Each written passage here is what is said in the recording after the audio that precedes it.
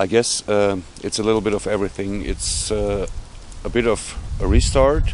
It's of course a resurrection, because this band has been around for like 22 years. And it's also kind of a reunion, because the bass player is from the original lineup, and right now we are also adding a second original member to the lineup. So I guess it's a bit of everything you mentioned, and it's a bit more, because we also tried to give the album a kind of retro feeling, which in my opinion was successful. We tried to bring back a bit of the vibe of the first 3 albums, and it's all you said and a bit more.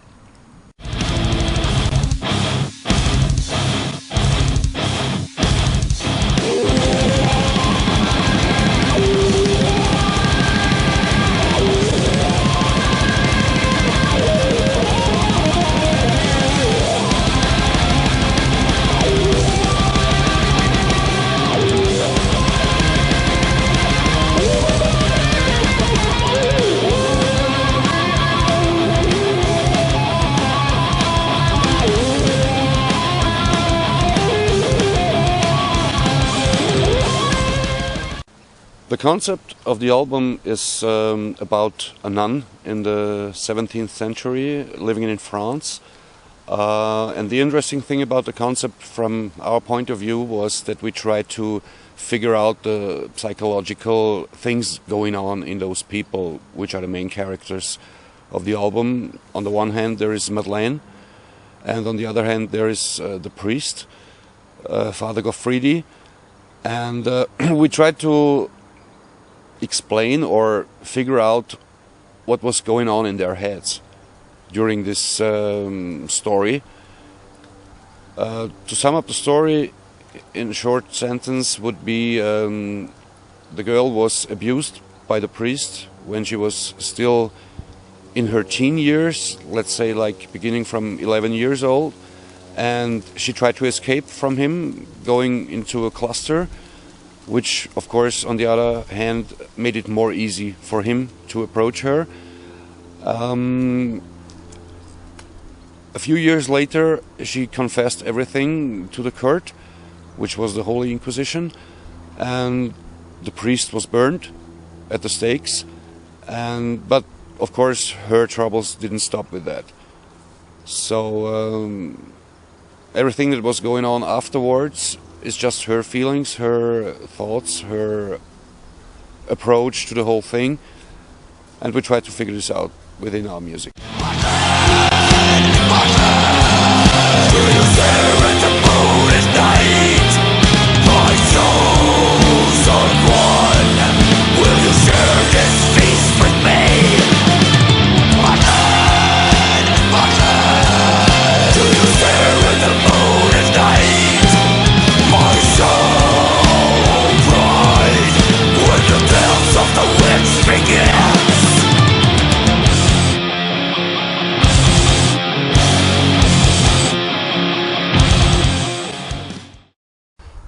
I think one should not underestimate the intelligence of the metal public. The story is like a little bit of a helper through the album, and of course it would be our desire that people listen to the album in a whole and understand a bit of the story and what's going on. But I think the songs are strong enough to stand for their own, and you can listen to the songs isolated from the story. But of course, you mentioned sex and drugs and rock and roll. I think it's a bit of a sex and crime story, which is also attractive for people to listen to and to get a little bit into the story. From the cross comes salvation.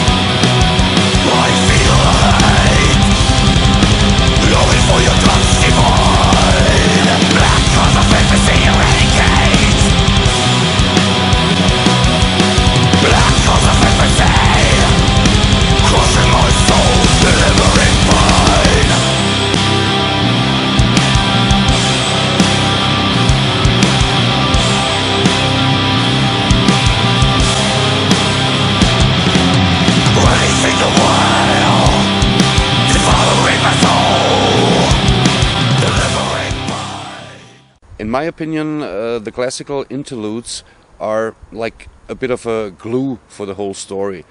We tried to implement the classical stuff not in a way like, for instance, Dimmu Borgir or Therion does, but to use it as a glue for the story, to bring the story more together and to express things without words. Because, for instance, if you take a thing like demonic fornication, how would you describe this with words without losing the ground beyond your feet to glide into pornographic stuff? So it was really hard to compose the things because a few songs, a few parts have like 40 voices.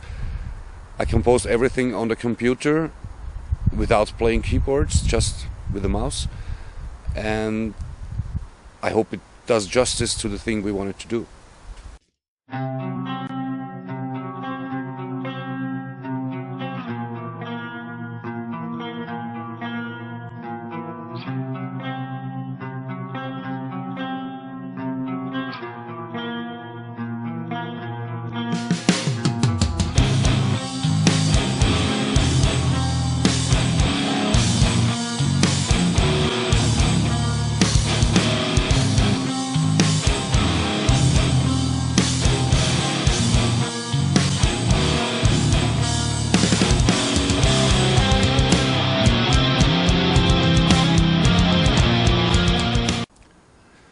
This album has a lot to do with coincidences.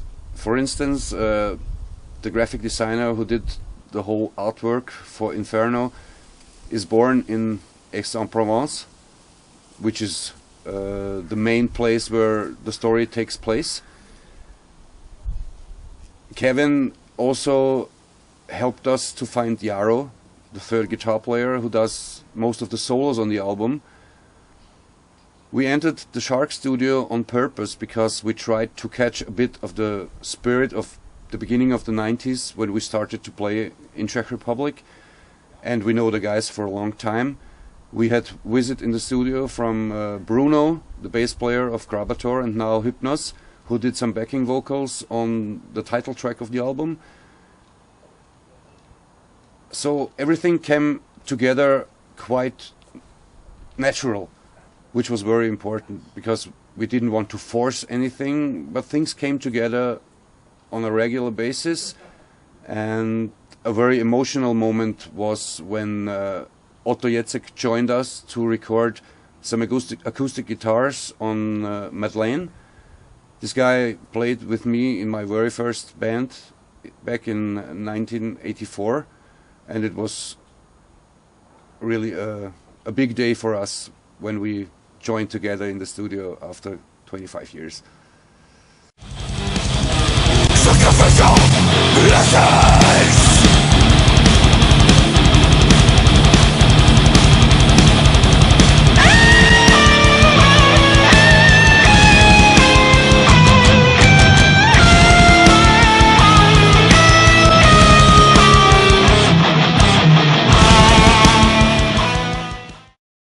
Of course, it was a big honor that Patrick decided to take part in our album.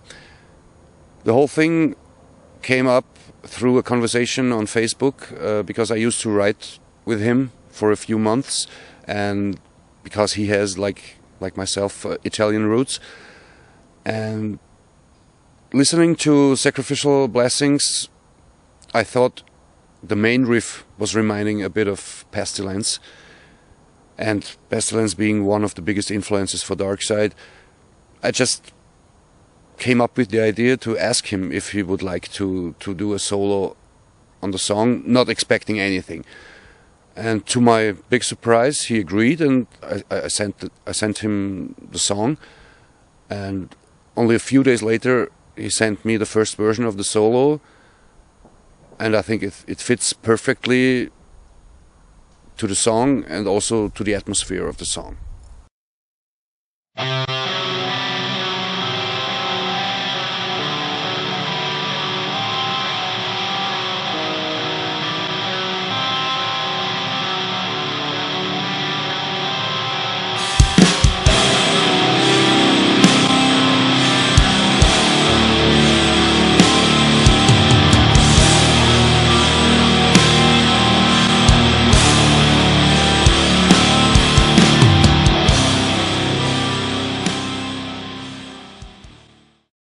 had the honor to meet Jeff a few times on a few occasions, to have talks with him, and of course Slayer is one of the biggest influences for this band, has always been, and so it was quite natural when we heard about the sad incident that we decided to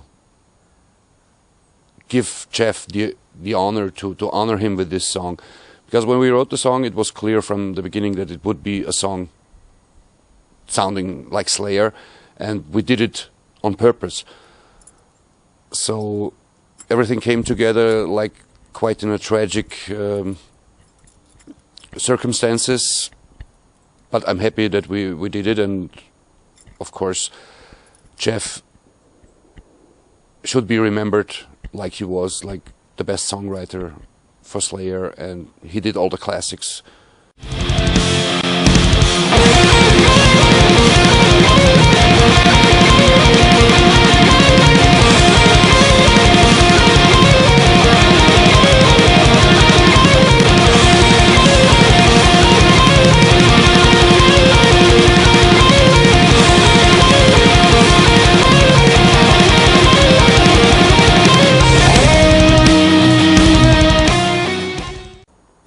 Of course, it's really difficult to play shows on a regular basis with members from 4 different countries, but it's the way I want it to be, because I want the best musicians available for this project, for this band, and I don't care if they are from Italy or Slovakia or Czech Republic or Austria or from whichever country. For me, it is really important to have the best guys for this band to present our music. And of course, it could be a future option that Darkside would be doing only studio albums without live appearances. For now, it's only natural that we want to put this band live on stage, and of course we want to do the best for the fans by having all the musicians that played on the album. It's not easy, but we try our best to do. Inferno is not released yet.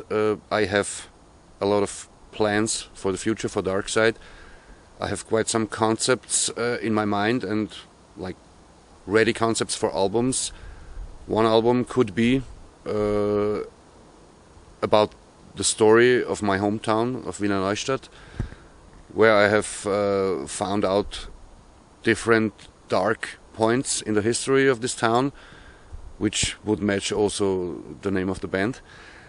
And there is also plans for doing a whole album about a song we did on the second album on Shadowfields called No Horse. Story about a woman being deprived of her right of birth, of being the ancestor of the throne of a fantasy kingdom. And the story is ready, the concept is written. So there's a lot of plans for the future for Darkside, and I hope it's going to come to life.